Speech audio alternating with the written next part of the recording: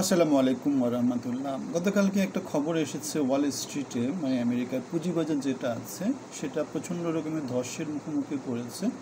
অনেক দিন ধরে তো শেয়ার বাজার বা ওখানকার যে পুঁজিবাজার ওয়াল স্ট্রিট সেটা কিন্তু বুল ট্রেন্ডে ছিল গত প্রায় 3-4 বছর তো হবে, এবং প্রেসিডেন্ট ট্রাম্প আসার পরে সেটা প্রায় অনেক অনেক অনেক পয়েন্ট বেড়ে গিয়েছে। কিন্তু গতকালকে অথবা গত কিছুদিন ধরে শেয়ার বাজারে ওদের যে ওই যে আমাদের প্রেসিডেন্ট ডোনাল্ড ট্রাম্পের যে ট্যারিফ প্ল্যান ছিল সেগুলো নিয়ে তো নানা আপ ডাউন হলো, শেয়ার বাজারে অনেক রকমের উত্থান পতনের মধ্যে দিয়ে যাচ্ছিল। কিন্তু অ্যানালিস্টদের যেই প্রেডিকশন ছিল সেই প্রেডিকশন অনুসারে আমাদের মানে কোয়ার্টার টু কোয়ার্টার যে জিডিপি গ্রোথ সেটাতে দেখা যাচ্ছে যে আমেরিকান ইকোনমি মোটামুটি কন্ট্রাকশানে যাচ্ছে। কিন্তু এখানে একটা জিনিস মনে রাখতে হবে, অনেক অনেক অনেক অনেক হাইটেক কোম্পানিগুলো, প্রচুর ইন্ডাস্ট্রিয়াল মানে যেই সেট আপগুলো আছে সেগুলো তারা পৃথিবীর নানা দেশ থেকে আমেরিকাতে শিফট করছে। সুতরাং আমেরিকার অর্থনীতি প্রাণ চাঞ্চল্য ফিরে আসা এখন সময়ের ব্যাপার। আরেকটা ব্যাপার হচ্ছে গিয়ে আমাদের প্রেসিডেন্ট ডোনাল্ড ট্রাম্প একটা নতুন যেই ট্যারিফ প্ল্যান দিয়েছেন, সে ট্যারিফ প্ল্যান অনুসারে পৃথিবীর যে কোনো দেশকে কত পার্সেন্ট ট্যাক্স দিতে হবে, অ্যাটলিস্ট 10% ট্যাক্স দিতে হবে। আগে এই জিনিসটা ছিল না, আগে অনেকেই বিনা শুল্কে আমেরিকার বাজারে ঢুকতে পারতো, এখন সবাইকে কম বেশি বেসমার্ক 10%-এর মতো ট্যারিফ দিতে হবে। এটা হচ্ছে প্রেসিডেন্ট ডোনাল্ড ট্রাম্পের যে ট্যারিফ ওয়ারটা ছিল সেটার খুব বড় একটা ভেরিয়েবল, যেটাতে প্রেসিডেন্ট ডোনাল্ড ট্রাম্প অথবা আমেরিকা যে সারা পৃথিবীর সাথে বাণিজ্য যুদ্ধে যেতে যাচ্ছে তার একটা বড় প্রমাণ।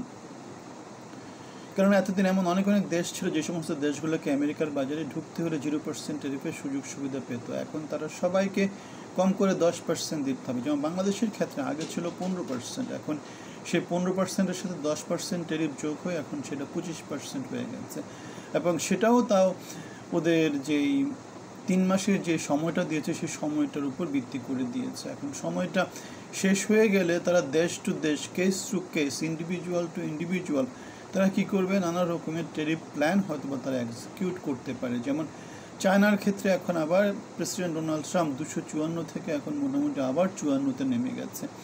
সুতরাং আমরা দেখতে পাচ্ছি যেটা হচ্ছে সেটা হচ্ছে বেসিক্যালি এগুলো সব হচ্ছে part of negotiation, part of deal making, এবং সে সমস্ত ডিল মেকিং, নেগোসিয়েশন সব কিছুতে কিন্তু আমেরিকা এগিয়ে যাচ্ছে এবং ডোনাল্ড ট্রাম্প এগিয়ে যাচ্ছে। আপনারা কেউ যদি মনে করেন যে আমেরিকা কোনোভাবে পিছিয়ে যাচ্ছে, আমেরিকা কোনোভাবে হেরে যাচ্ছে, সেটা কিন্তু কোনোভাবেই না। কারণ আমেরিকা চিপ টেকনোলজিতে আগানো, সামরিক শক্তির যে কোনো কিছু থেকে পৃথিবীর যে কোনো দেশ থেকে ডিকেড মানে অনেক অনেক বছরের আগানো।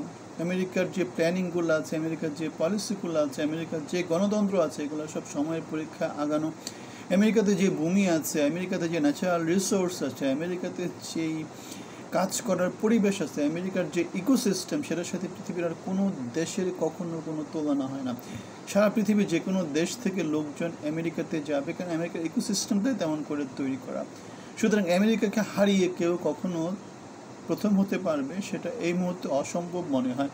যদিও চীন যেভাবে যে স্পিডে আছে সেই স্পিডে হয়তো ধরে ফেলতে পারে, কিন্তু চীনকে মোকাবেলা করার জন্য যুদ্ধ পরিকল্পনা আমেরিকা অলরেডি আছে, এবং তারই পরিকল্পনা হিসেবে তারা কিন্তু চীনকে চারদিক থেকে ঘিরে ফেলেছে। এখন চীনেরও নিজস্ব কিছু পরিকল্পনা আছে এবং সেই পরিকল্পনাগুলো হয়তো ক্রমশ প্রকাশিত।